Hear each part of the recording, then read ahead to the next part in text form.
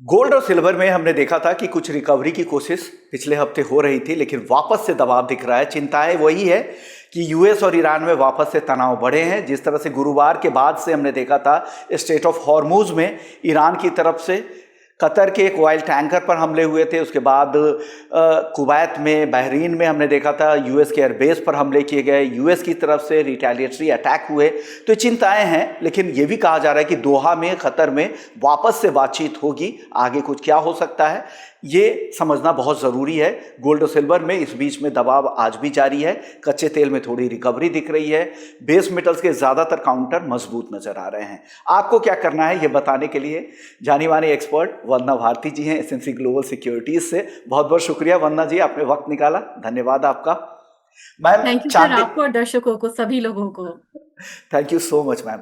चांदी से शुरुआत करते हैं। चांदी 2,20,000 के नीचे आ गई है, क्या और नीचे आ सकती है क्या? मुझे लग रहा है विश्वमोहन जी, अब धीरे धीरे यहाँ पे एक बेस बनेगा। मैंने देखा है कि चाइना की स्ट्रैटेजी रही है, अगर आप देखेंगे इन्होंने अभी क्रूड ऑयल के इंपोर्ट को बिल्कुल ही बंद कर दिया है। इनका जो अपना डेटा है वो भी अच्छा नहीं है, और उसकी वजह से एक वीकनेस आता है। एक वीकनेस आता तो जब लगता है कि चाइना यहाँ पे बाहर है, और जैसे ही एक करेक्शन आता है तो वहां पे इनकी स्ट्रैटेजिक रिजर्व की पाइलअप जो है वो शुरू हो जाती है। वही पैटर्न मुझे विश्वमोहन जी सेम मुझे लग रहा है सिल्वर में। और ये हम लोगों ने पास्ट में बहुत, अगर आप तो देखते हैं मार्केट को इतना ध्यान में रखते हैं, इन्होंने बेस मेटल में ऐसा बहुत सारा करा था कि प्राइसेस क्रैश होती थी और वहां से ये एक्यूमुलेट करते थे। मुझे लग रहा है कि चांदी में अब यहाँ पे हम लोगों ने $120 से लगभग यहाँ पे $55 $57 वाला सफर आता हुआ देखा है। और ये डॉलर अब काफी ल्यूक्रेटिव है, चाहे वो मैन्युफैक्चरर्स हो या कोई भी स्ट्रैटेजिक रिजर्व को क्रिएट करने के लिए। मुझे लग रहा है कि अब यहाँ पे बेस बनना चाहिए 2,20,000 2,10,000 जो है ना, ये एक बेस बना के चलेगा। और यहीं से चांदी जो है वो धीरे धीरे बेस बना के हल्का एक अपसाइड लेगी, लेकिन इस बार अपसाइड आने में टाइम लगेगा। लॉन्ग कंसोलिडेशन रहेगा। और मेन मूव जो है विश्वमन जी, अगर सीजनैलिटी के हिसाब से देखें, मुझे लग रहा है जुलाई लास्ट से लेके यहाँ पे अगस्त से यहाँ पे शुरुआत होगी और ये चलेगा टिल नवंबर। तो ये जो करेक्शन है बहुत टाइमली आया है।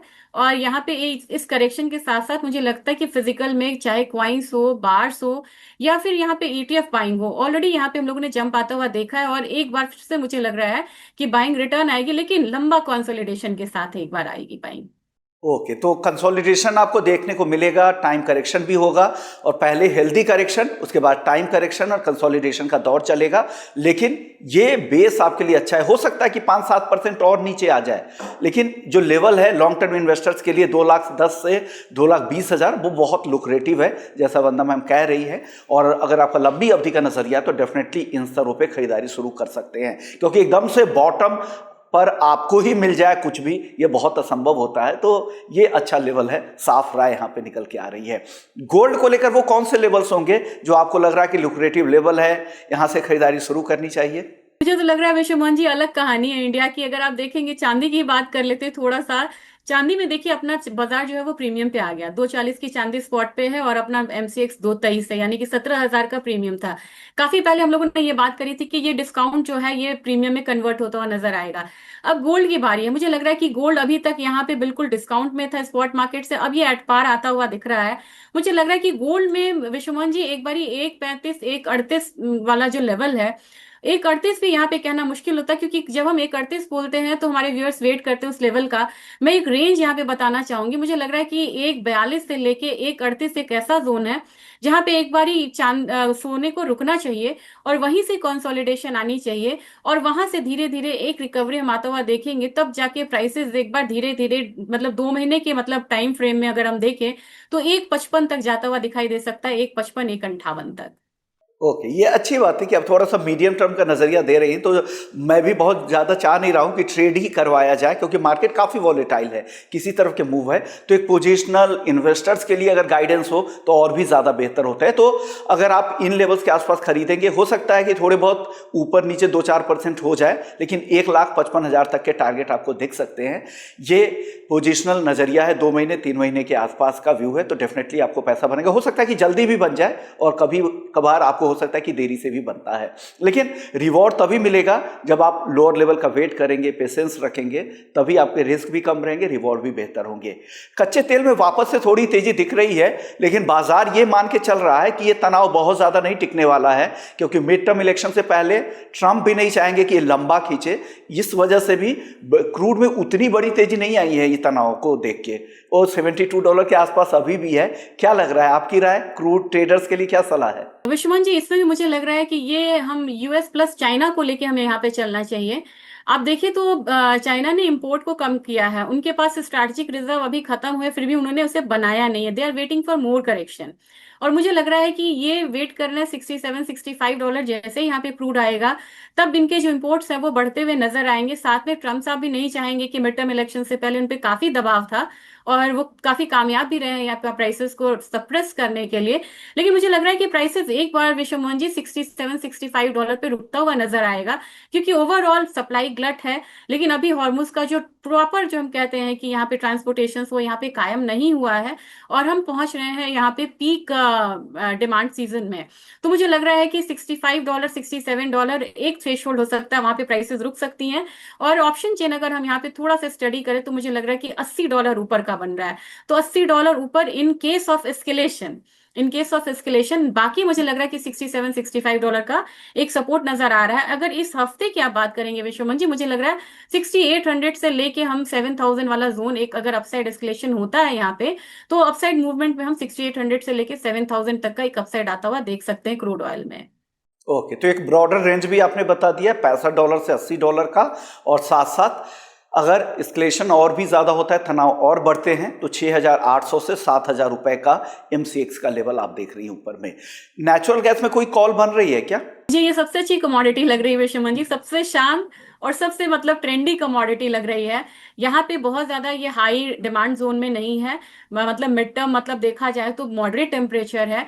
लेकिन फिर भी मुझे लग रहा है कि थोड़ा सा हाई डिमांड जोन में अगर यहाँ पे जाते हैं तो $3.4, ज्यादा बड़ा मेरा यहाँ पे बिल्कुल रेंज मतलब नहीं रहेगा, $3.4 वहां ये कमोडिटी आती हुई नजर आ सकती है, 3.4 से 3.45। और अपना बाजार जो है 300 बड़ा बड़ा अच्छा है, 315 पे आप एंटर करिए। 325 आपका पहला वो होना चाहिए मतलब लेवल, दूसरा लेवल 331 होना चाहिए, कुछ स्टॉप लॉस लगाना होगा ₹307 का। और मुझे लग रहा है कि इस हफ्ते हम नेचुरल गैस में शांति से धीरे धीरे हम एक अपसाइड मूव आता हुआ देख सकते हैं। लेकिन दर्शकों से कहना चाहूंगी कि इस कमोडिटी की मॉडरेट डिमांड है और इन्वेंट्रीज अभी भी अपसाइड है, तो इसमें आप 400 450 वाला लेवल का एक्सपेक्टेशन ना रखें। यहाँ पे आप देखेंगे अगर चार्ट पैटर्न तो ये एक अपसाइड जाती है और वहां से करेक्शन लेती है, बहुत स्टीप फॉल भी नहीं होता है, ना स्टीप राइज होता है। तो मॉडरेट गेन के लिए ये कमोडिटी अभी बहुत अच्छी है। ओके, तो हल्के फुल्के मुनाफे के लिए एक अच्छी कमोडिटीज है। यहाँ पे 307 का स्टॉप लॉस, 307 का एसएल लगा लीजिएगा। 315 एंट्री पॉइंट है, पहला टारगेट है 325 का, फिर 330 331 तक के भी टारगेट के लिए वेट कर सकते हैं। स्टॉप लॉस को फिर आप यहाँ पर ट्रेल भी कर सकते हैं। चलिए अब बात कर लेते हैं बेस मेटल्स की। ज़्यादातर बेस मेटल्स ठीक है, यहाँ पर हालांकि तनाव बढ़ने की चिंता से एल्युमिनियम में थोड़ी ज़्यादा तेजी दिख रही है। क्या ये तेजी बढ़ेगी या कोई और काउंटर आपको पसंद है तो वो बता दीजिए। विश्वमन जी, बहुत एक डबल टॉप बना था 397 पे एल्यूमिनियम में। मैंने देखा कि 397 से इसने पूरे मंथ का कई महीने का मूव को इसने मतलब वो करा है, 326 तक आ गई है। एक बाउंस आता है तो 340 तक ये कमोडिटी जाती हुई दिखाई दे सकती है। 335 से लेके 340 तक का 340 तक का यहाँ पे ध्यान रखिए, क्योंकि वहां तक मुझे लग रहा है कि आना चाहिए। और कॉपर में मुझे लग रहा है कि एक बार 1280 तक के जो लेवल है 1280-85 वो आता हुआ दिखाई दे सकता है। एक यहाँ पे बहुत बड़ा ट्रिगर है विश्वमोहन जी, वो ध्यान में रखना होगा, वो है कि चाइना का कल डेटा है 7 बजे, वहां का मैन्युफैक्चरिंग डेटा है। वो डेटा पे बेस मेटल की चाल काफी यहाँ पे डिपेंड करेगी और उसको देखते हुए अगर वो डेटा अच्छा आता है, एक्सपेक्टेड तो है कि अच्छा आएगा, अगर आ गया एज पर एक्सपेक्टेशन तो प्राइसेस यहाँ पे मूव कर सकते हैं। और जिंक में भी हम 362-365 का रेंज आता हुआ देख सकते हैं एक बार। ओके, तो जिंक के लिए लेवल है 362-365 के लेवल्स के लिए। एग्री मार्केट की कुछ बात कर लेते हैं। आज कोरिएंडर धनिया काफी तेज है, 15,000 के ऊपर मजबूती से टिका हुआ है। आपको क्या इस लेवल पे खरीदारी की राय आपकी तरफ से आ रही है या कोई और मसालों में राय है, कोई और एग्री कमोडिटीज, वो भी बता सकती हैं आप। विश्वनाथ जी, मुझे लग रहा है कि पिछले हफ्ते हम लोगों ने जो स्पाइसेस में करेक्शन आता हुआ देखा था, और मॉनसून की चिंता जो यहाँ पे है, और स्ट्रेट फार्मर्स का खुलना, यानी कि एक्सपोर्ट का थोड़ा सा यहाँ पे अब एक जो आने वाले समय में जो उम्मीद है वो बढ़ती हुई नजर आ रही है, क्योंकि मसाले हमारे मिडिल ईस्ट काफी जाते थे, उसका भी एक इम्पैक्ट जो है वो धीरे धीरे मतलब अब आना चाहिए। पिछले हफ्ते हम लोगों ने करेक्शन आता हुआ देखा, ये हफ्ता मुझे लग रहा है कि सुधार का हफ्ता है, और यहाँ पे एक अपसाइड आना चाहिए। धनिया में मुझे लग रहा है 16,000 का लेवल आ सकता है। तो 16,000 के लेवल आपको लग रहे हैं और ये तेजी आगे भी जारी रह सकती है। हालांकि जीरे को लेकर, हल्दी को लेकर भी कहा जा रहा है कि क्योंकि खाड़ी देशों में काफ़ी ज़्यादा एक्सपोर्ट होता भी है और वो मार्केट पूरी तरह से अगर सामान्य होगा तो इसका फायदा ज़रूर मिलेगा। आखिरी सवाल आपसे, ग्वारगम या ग्वार सीड दोनों में कोई कॉल बन रही है मैम क्या? ग्वार सीड में सेल करके चलना चाहिए 5885 के लिए। ओके, ग्वार सीड यहाँ पर सेल करके जाने की सलाह है। चलिए, इसी नोट पर इस शो को यही खत्म करेंगे, कमोडिटी राउंडअप को। जाने से पहले मैम आपका डिस्क्लेमर चाहिए। मेरी यहाँ पे कोई पर्सनल पोजीशन नहीं है विश्वनाथ जी, लेकिन मेरी राय पे एसएमसी में क्लाइंट्स की पोजीशन हो सकती है।